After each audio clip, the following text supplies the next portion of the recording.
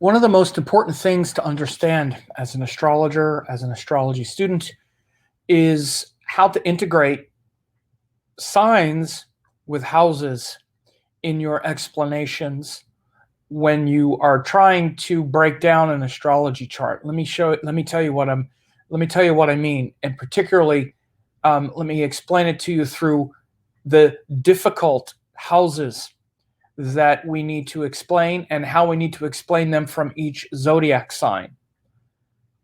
First of all, what I'm going to be doing is I have a class that's coming up, a weekend course that you're not going to want to miss. And it's because I'm going to be going through every zodiac sign, every ascendant, and explaining the three most difficult houses based on their signs from each ascendant. So let me tell you what I mean. So for example, we have the three difficult houses 6, 8, and 12.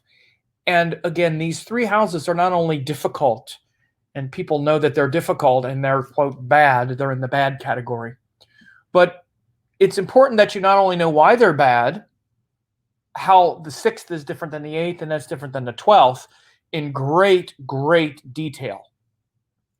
And that you really understand the problem of the 6th house, why it's so difficult. The problem of the 8th house, why it's so difficult, what it does. And the 12th house, why is it so difficult? But not only that, but from each ascending sign, you have to understand this in great detail. So let me give you an example. So let's say from the sign of Cancer, okay, you have the 6th house, the 8th, and the 12th house. Now, these are going to fall in different signs. So the 6th sign from Cancer is the sign of Sagittarius. The 8th sign from Cancer is the sign of Aquarius. And the 12th sign from Cancer is Gemini. So when you want to understand how a Cancer person experiences 6th house, which is stress, enemies, things they can't,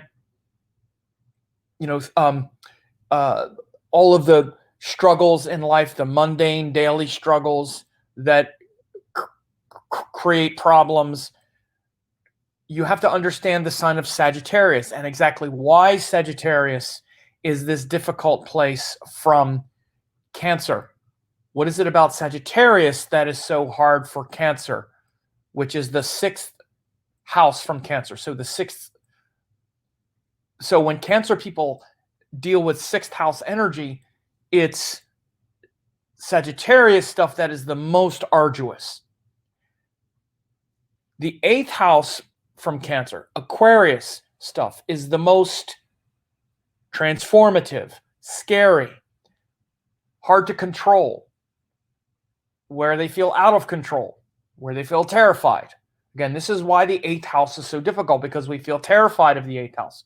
So what is it about Aquarius things that terrify Cancer so much? Again, which is the same thing. Again, what is it about the 6th house that makes Cancer so, that creates so much effort? They have to work so hard. It brings them down to the unpleasantness of life, because that's what the 6th house is.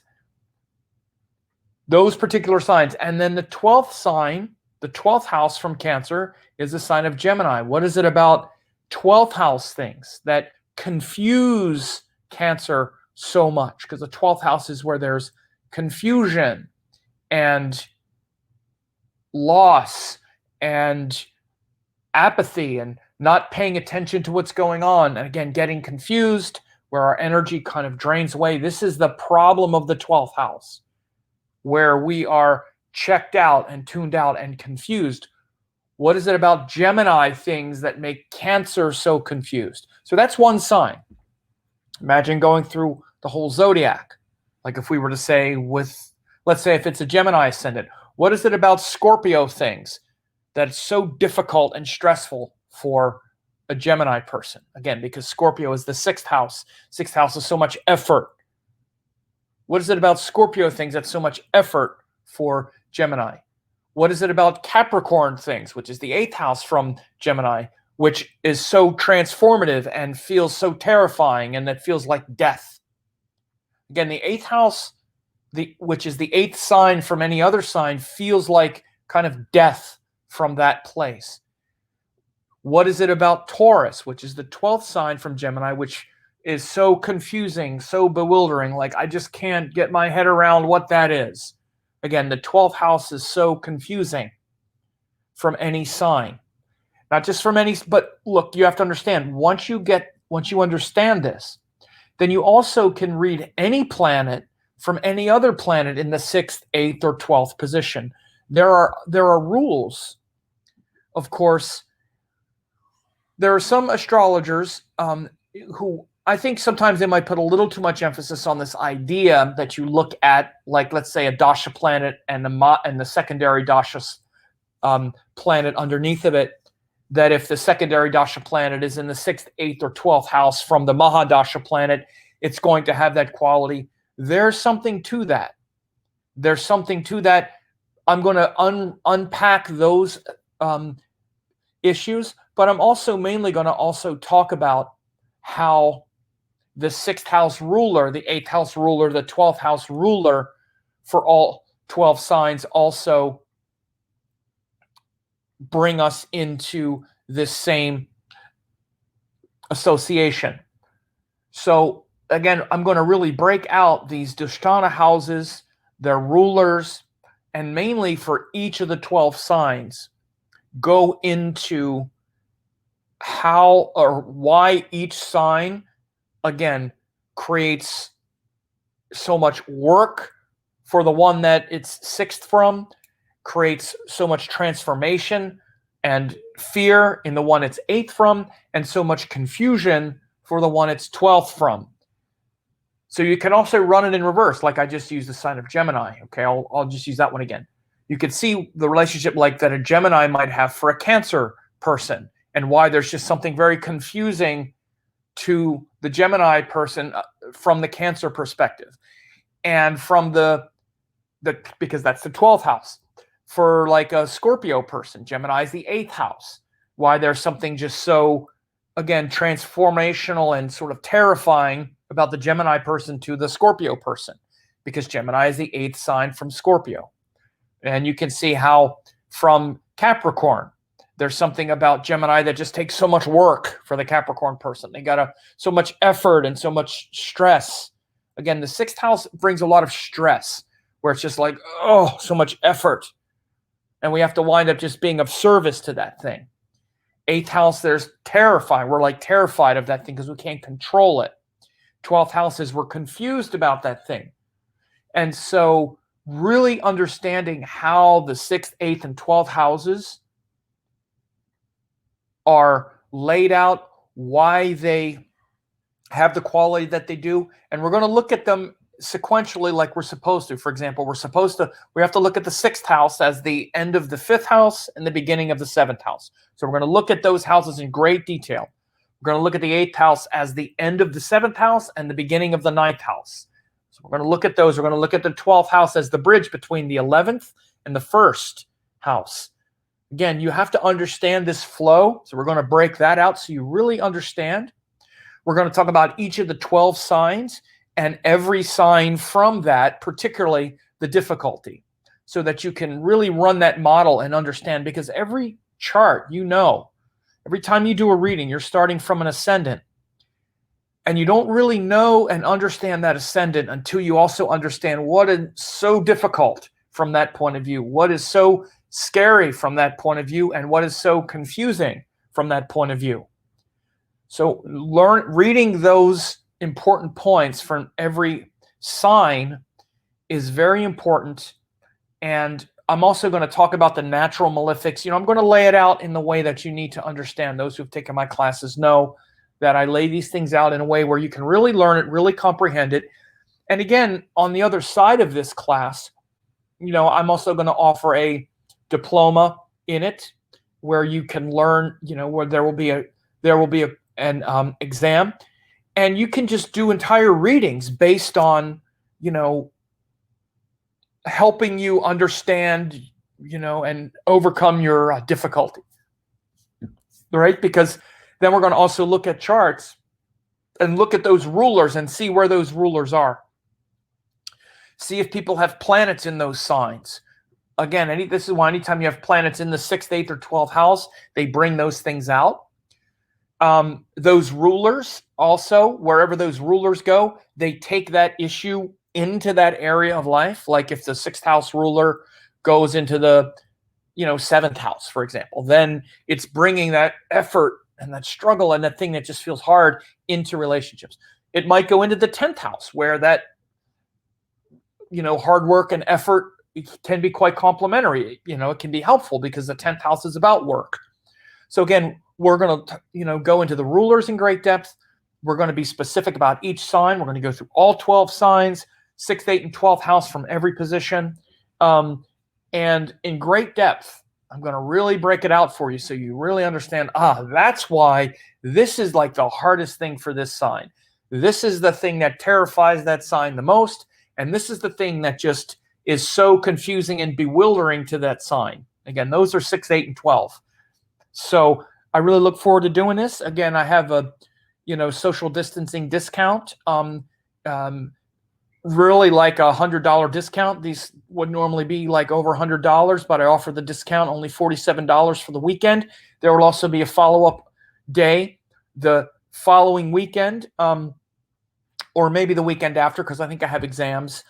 I'll give the date on that, and also it'll be an accredited course through the school so that you can get a certificate. You have to pass the exam, and you also get certified in being able to really understand and interpret these things for someone. It's very important.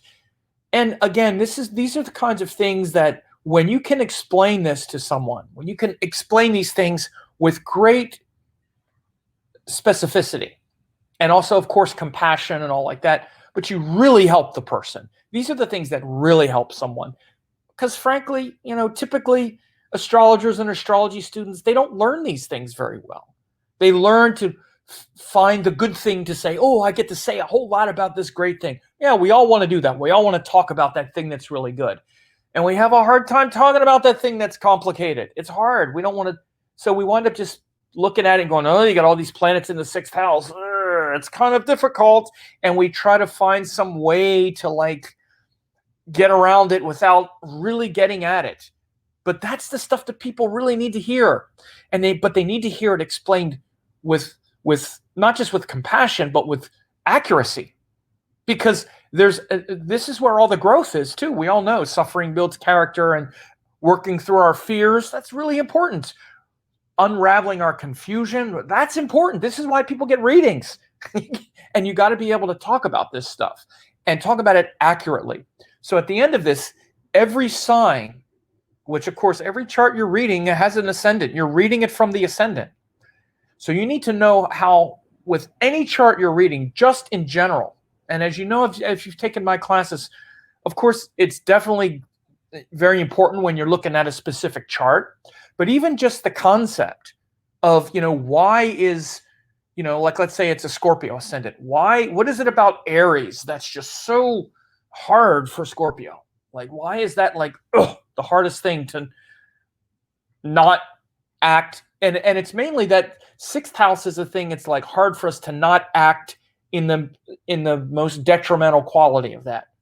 And then what is it about the 8th house from Scorpio, which would be the sign of Gemini, that's just so sort of terrifying? Because again, the 8th house is that thing we can't control, right? And then what is it about the sign of Libra that's the most kind of confusing for the Scorpio? That thing that's just, it's very hard for us to just get our head around what that is. And so the 12th house, there's a lot of confusion. And most people really don't understand these things very well. They do not understand the real gem of those Dusthana houses. So I really look forward to explaining these things so that you really understand it, so that when you talk about it, you're not trying to dance around it oh God, I hope I say this well. I hope I don't sound judgmental. I hope. The reason you have that confusion is because you don't really understand that thing very well. You don't really understand what that process is. And what is it about the sixth house that's ultimately leads to service? Where does that come in? Because that's supposedly like the highest quality. How does something, how do you bring that in a way that's not just bypassing? Because, what we tend to do is then we'll bring it in like some sort of bypassing, like 12th house. Oh, well, it's also spiritual. It's also a moksha house. So it can be spiritual too. Well, what does spiritual have to do with this thing that is so confusing and can be so difficult in someone's life? Because that's usually the way these things play out. They play out as some of the most difficult, confusing, terrifying qualities of someone's life. So if you don't bring that proper attention to it, then the positive thing you might try to say about it doesn't really land with the person very well. They'll be okay with it, but you're not really getting in there and transforming their understanding of it, of how that thing that's very confusing, how does it become spiritual? What is the spiritual part of being confused? That doesn't feel very spiritual. Just make a lot of mistakes. What's so spiritual about being terrified and scared of something? What is the spiritual part of being just like, feeling like I'm just beaten down by something or something that's just so hard? So again, go ahead and register for this. It's in early December, the first weekend in December or second. I'll have the date here. I don't remember as I'm recording this, but you'll really enjoy this, and I look forward to having you.